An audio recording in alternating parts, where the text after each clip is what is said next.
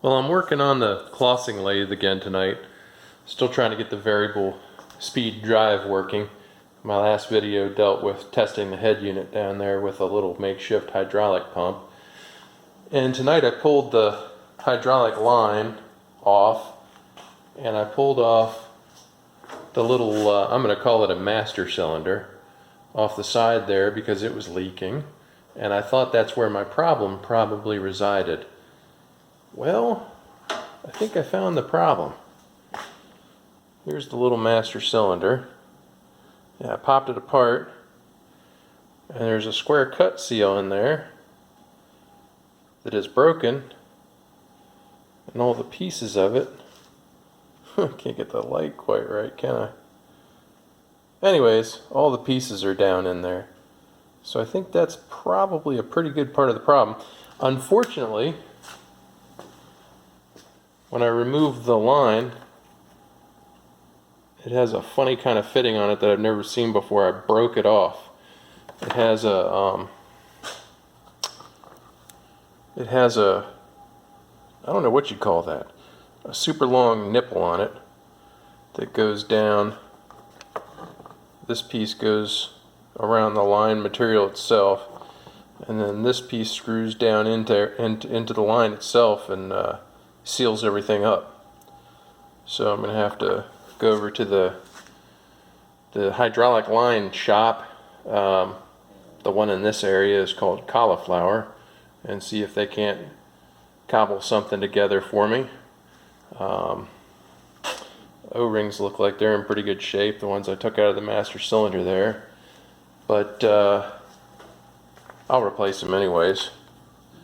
And then I gotta find, there's those pieces down in there of the square cut seal.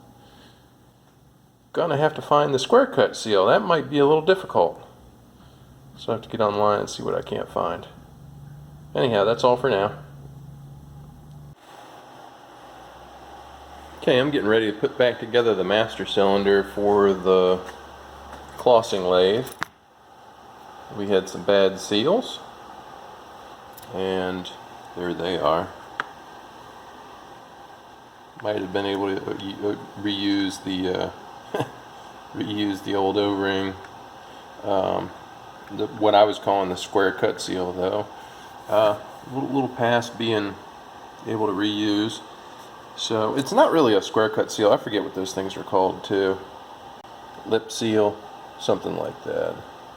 Has a groove on the back and a lip on each side that seals against the piston, or in this case, I guess it would be the piston or shaft. A couple new O-rings.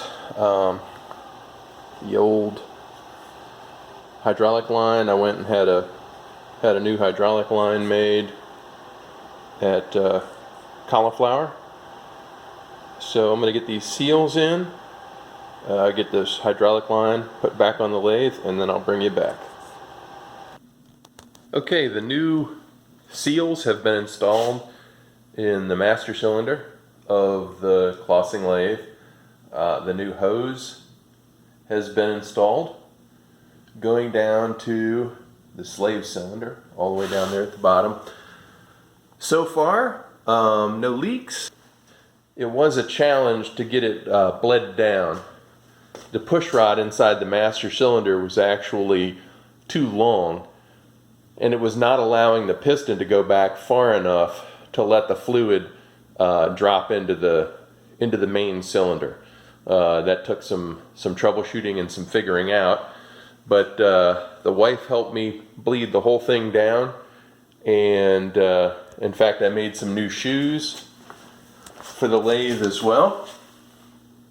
I am 6'5", so everything has to be an extra couple of inches higher. We'll see how this works out. I only had one of the original clothing shoes, so I made my own. Took some steel, included some really high grade, very solid rubber to the bottoms of them. Seems to be working well. Let me get on a tripod here and I'll show you the variable speed drive. Okay, the three-phase power is on. I'm going to go ahead and turn on the lathe. I don't have the clutch engaged, so the top belt isn't spinning. That'll make it a little bit easier on the ears. This thing gets a little bit loud, but here we go.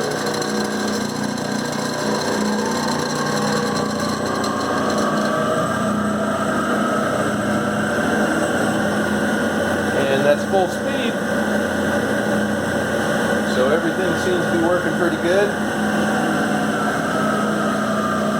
Draw it back down. Belts back up to the top. At the top pulley. You know what, just for kicks, I'll go ahead and turn the clutch on.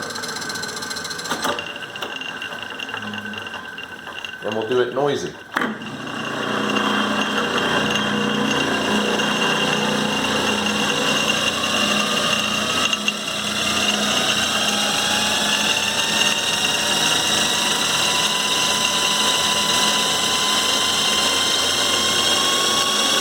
Full speed. So noisy.